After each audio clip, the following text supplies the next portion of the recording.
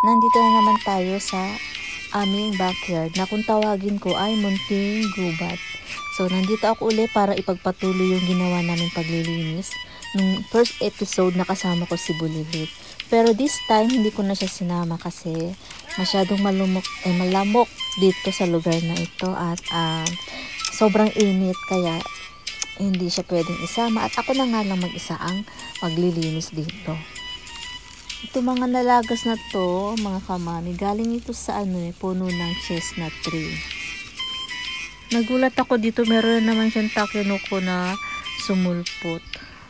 Mga 3 days pa lang ako hindi nakapunta rito sa lugar na ito. Meron na siyang ganyang kataas na takenoko. So, itong paligid, tignan natin yung paligid. Ayan. Meron na naman nagsusulputan na ayan. Ayan sila, pabalik-balik na lang. Naku, kung hindi mo talaga tatanggalin yan, naku, magiging jungle ng puro mga bamboo ang paligid. Ito nga palang takenoko, bamboo shoot ba yan? Binigyan ko yung kaibigan kong Pinay. Tapos ang ginawa niyang luto dito is nilagyan niya niluto niya sa gata. Nilagyan niya ng baboy, tapos hipon, tapos nilagyan ng saluyot. Tapos naluto na, pinatikman niya sa akin. Ako, super sarap. Pwede pala itong iluto sa gata. Ayun. So ito nga pala, yan yung aking tinanim na sitaw. Gagawan ko yan ng trellis para meron na siyang gapangan. Kailangan muna nating maputol itong puno para masinagan ng araw itong lugar ng pinagtaniman kong sitaw.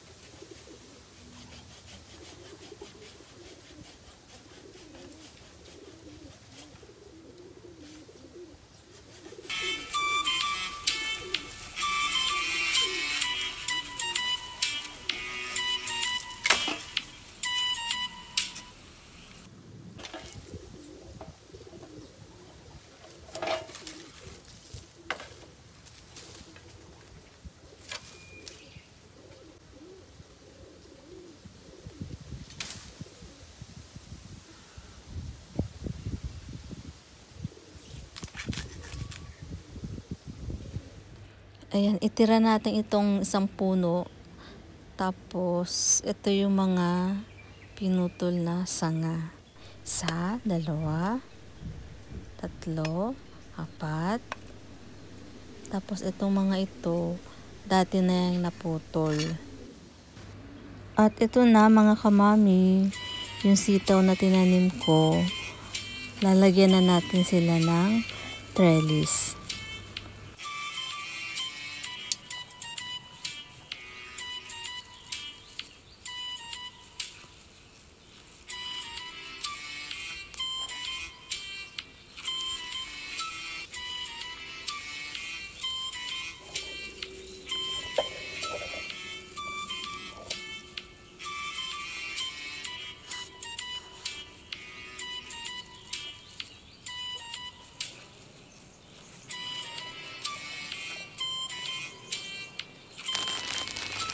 Ito nga pala yung gagamitin kong net. Binili ko lang sa Daiso.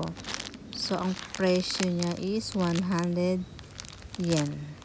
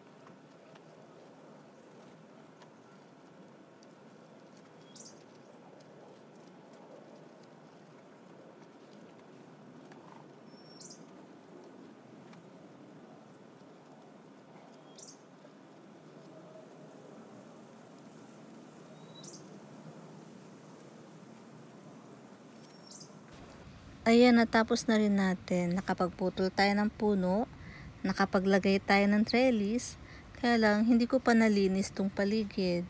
So, hindi ko na ipakita sa inyo kung ano yung gagamitin kong pamatay ng weeds. Maganda yung gagamitin kong yun kasi 3 to 6 months effective siya. So, medyo mahaba na kasi ang vlog natin kaya puputulin ko na lang dito. See you on my next vlog para sa ating episode number 3. Sana duman ulit kayo mga kamami. At kung ikaw nga pala ay napadaan lang sa akin channel at hindi pa nakapag-subscribe, please subscribe.